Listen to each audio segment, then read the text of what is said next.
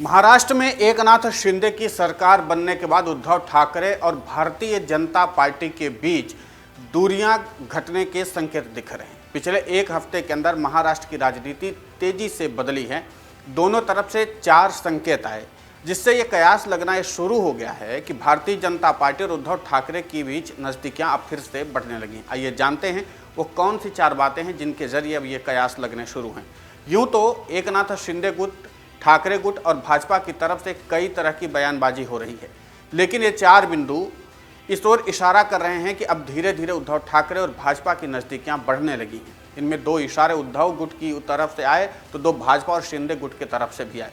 पहले जानिए उद्धव ठाकरे गुट ने कैसे संकेत दिया है। पहला जो वजह है वो है मुर्मू को समर्थन। दरअसल शिवसेना प्रमुख उद्धव ठाकरे ने सोमवार को सांसदों की बैठक बुलाई थी। इसमें राष्ट्रपति चुनाव को लेकर के चर्चा हुई। शिवसेना के पास 18 सांसद हैं, लेकिन बैठक में 10 ही पहुंचे। खैर, ज़्यादातर सांसदों की राय लेते हुए उद्धव ठाकरे ने फैसला किया कि इस बार राष्ट्रपति चुनाव में शिवसेना एनडीए की उम्मीदवार द्रौपदी मुर्मू को समर्थन देगी। शिवसेना के ज़्यादातर विधायक एकनाथ शिंदे के साथ हैं। शिंदे गुट पहले से ही भाजपा को सपोर्ट कर रहा है। ऐसे में साफ है कि शिवसेना के विधायक और सांसद दोनों द्रौपदी मुर्मू के पक्ष में ही वोट करेंगे। दूसरा जो सबसे बड़ा कारण है वो बताता हूँ। संजय राउत ने जो ट्वीट किया, दरअसल सांसदों के साथ बैठक के बाद आज सुबह संजय राउत ने एक ट्वीट किया। ये ट्वीट उन्होंने उद्धव ठाकरे, प्रियंका गांधी, महाराष्ट्र के मुख्यमंत्री एकनाथ शिंदे और उप मुख्यमंत्री देवेंद्र फडणवीस को टैग किया। इसमें लिखा, अब नहीं कोई बात खतरे की, अब सभी को सभी से खतरा है। सियासी गलियारे में ये ट्वीट चर्चा का विषय बन गया है। माना जा रहा है कि सोमवार को सांसदों की हुई बैठक में संजय राउत इकलौते सदस्य थे जो विपक्ष के उम्मीदवार को सपोर्ट करना चाहते थे, लेकिन उद्धव उनकी बात नहीं मानी। वहीं महाराष्ट्र के वरिष्ठ पत्रकार प्रदीप राय मुलकर कहते हैं कि बैठक में संजय ने काफ़ी कोशिश की, लेकिन उद्धव ने द्रौपदी मुर्मू को समर्थन देने पर ही सहमति दी। ऐसे में अब संजय को ये लगने लगा है कि उद्धव ठाकरे भाजपा के प्रति नरम होने लगे। हालांकि ये बात संजय राउत को पच नहीं रही है। इस ट्वीट का एक मतलब ये भी हो सकता है कि आगे पढ़िए शिंदे गुट कैसे भाजपा को संकेत दिए हैं, अब वो जान लेते हैं। दरअसल आदित्य ठाकरे को छोड़कर सभी पार्टी को नोटिस भेजा गया। तीसरा सबसे अहम कारण है, उद्धव ठाकरे और एकनाथ शिंदे ने कुछ दिनों पहले एक दूसरे गुट के विधायकों की सदस्यता रद्द करने की मांग की थी। इस मामले की सुनवाई सुप्रीम कोर्ट में भी चल रही थी। इस बीच सोमवार को राज्य विधायिका के प्रमुख सचिव राजेंद्र भागवत ने शिवसेना के 53 विधायकों को दल बदल के आधार पर अयोग्यता नियम के तहत नोटिस जारी किया। विधायकों को 7 दिन में जवाब देने का निर्देश दिया गया है। इनमें शिंदे और उद्धव गुट दोनों के विधायकों के नाम हैं, लेकिन हैरानी की बात यह है कि आदित्य ठाकरे का नाम इस नोटिस में है ही नहीं। जो नोटिस जारी की गई उस पर बाहर है। माना जा रहा है कि भाजपा और एकनाथ शिंदे ने ही आदित्य ठाकरे को नोटिस नहीं भेजने का फैसला लिया है। अब चौथा सबसे अहम कारण है, ठाकरे परिवार के खिलाफ नहीं बोलेंगे बीजेपी के नेता। ये जो एकनाथ शिंदे गुट की तरफ से प्रस्ताव आया है, बीजेपी और शिवसेना शिंदे गुट ने तय किया है कि वो ठाकरे परिवार के खिलाफ कुछ नहीं बोलेंगे।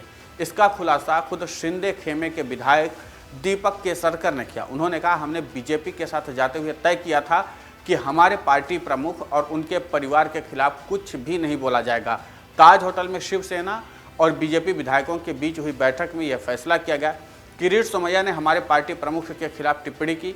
मैंने फडणवीस से बात की, उन्होंने स्वीकार किया और हमने तय किया था कि ठाकरे परिवार के खिलाफ कुछ भी नकारात्मक नहीं कहा जाएगा। केसरकर के इस बयान से साफ है कि आने वाले दिनों में उद्धव खुद भी भाजपा को समर्थन दे सकते हैं। दरअसल एकनाथ शिंदे के पास अभी 41 शिवसेना विधायकों का समर्थन प्राप्त है। इनमें से एक उद्धव ठाकरे गुट के भी विधायक शामिल हैं।